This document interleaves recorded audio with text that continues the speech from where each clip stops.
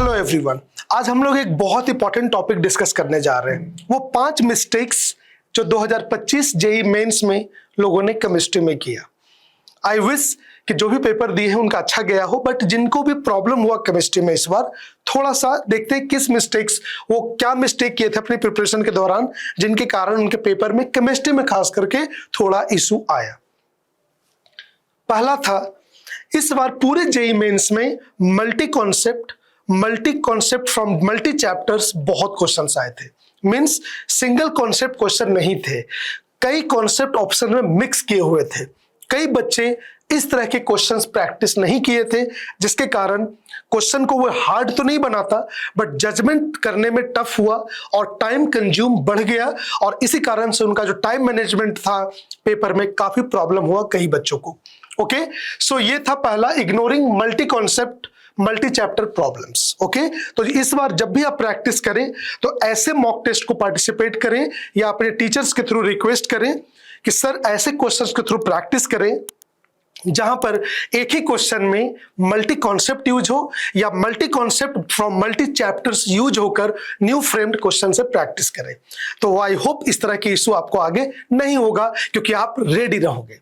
दूसरा, जनरली क्या हुआ कि जब मॉक टेस्ट हम देते हैं, आपने भी फील किया होगा, कई बच्चे ऐसा बोलते हैं, सर मेरा मॉक में तो नंबर 200 220 आ रहा था, 230 आ रहा था, बट फाइनली काफी कम हो रहा है। ये क्यों होता है? जब आप मॉक टेस्ट देने जाते हो, इसकी क्वालिटी पे डिपेंड करता है। मॉक टेस्ट में जनरली अगर पीवाईक्यू बेस्ड क्वेश्चन है जो देखा हुआ है या बहुत सिंपल क्वेश्चन है, तो वो एक आपका फेक कॉन्फिडेंस बढ़ा देता है। तो ये बहुत इशू हुआ sticking on conventional PYQ mock test. आप बताइएगा कितनों के साथ हुआ है, और ये एक बहुत बड़ी समस्या है।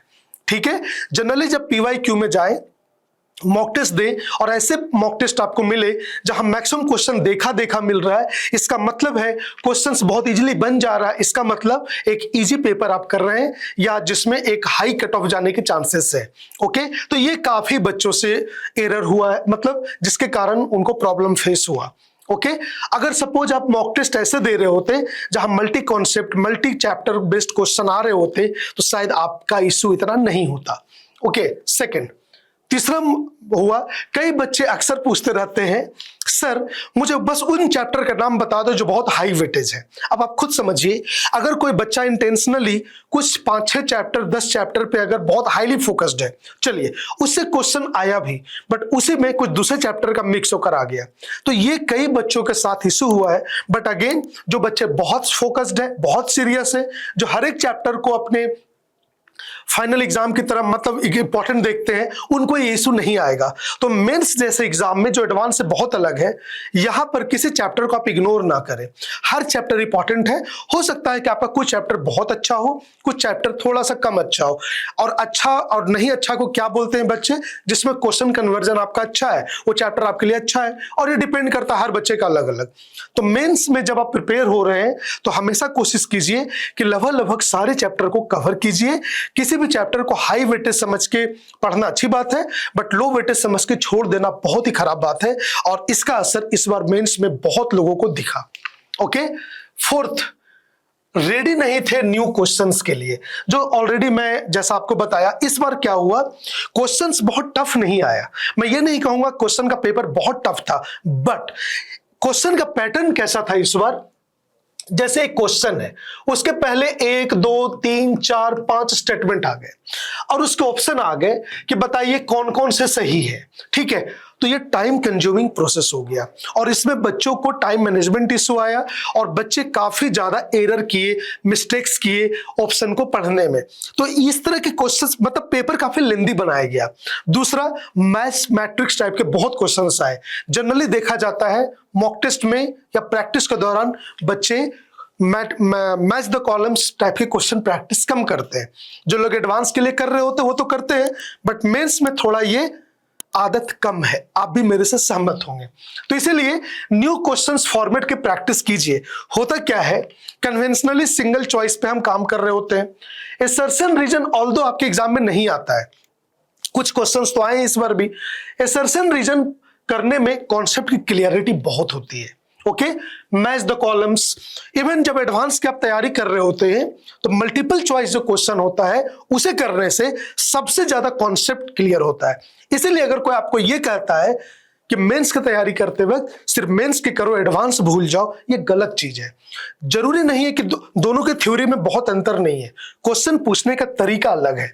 तो हर एक चैप्टर को पढ़ते वक्त मेंस और थोड़ा सा अपग्रेड करके पढ़ेंगे। अपग्रेड इन सेंस नहीं कि बहुत ज्यादा कुछ पढ़ना है, सिर्फ क्वेश्चंस के टाइप अलग अलग पढ़िए तो एडवांस की भी तैयारी होगी और मेंस में अगर कुछ नया आ जाए उसके लिए भी आप रेडी रहेंगे। क्योंकि multiple choice, assertion reason, paragraphs, इस तरह के क्वेश्चंस करने से लॉजिकल एबिलिटी बहुत बढ़ती है। कुछ भी नया आ जाएगा आप रेडी रहोगे। ओके, पांचवा था एनसीईआरटी को कई लोगों ने बहुत सिंपल समझा। ओके, कई लोग मार्केट में इस तरह की बातें करते हैं, एनसीईआरटी में तो कुछ नहीं है, बहुत सिंपल है।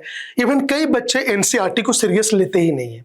एनसीईआरटी बेस्ड एनटीए पेपर हमेशा बनाता है और एनसीईआरटी को आपको केमिस्ट्री में खास करके बहुत वैल्यू देनी है, खास करके ऑर्गेनिक और इनऑर्गेनिक में। जैसे इसके पी ब्लॉक, डी ब्लॉक, इनके जो टेबल बेस्ड क्वेश्चंस हैं, उनके जो कॉन्फ़िगरेशन बेस्ड क्वेश्चन है इस बार बहुत ज्यादा आए और कई बच्चों से बस गलत इसलिए हुआ, they are also good students, but कई लोगों ने एनसीईआरटी को इग्नोर किया।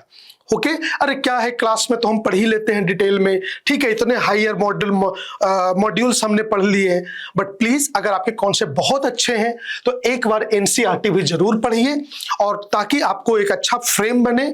और दूसरा, एनसीईआरटी जब पढ़ते हैं उसके लाइन से खुद क्वेश्चन क्रिएट करके सिखा कीजिए। क्वेश्चन को मिक्स किया जाता है बहुत ज्यादा एनसीईआरटी के अलग अलग कॉन्सेप्ट से।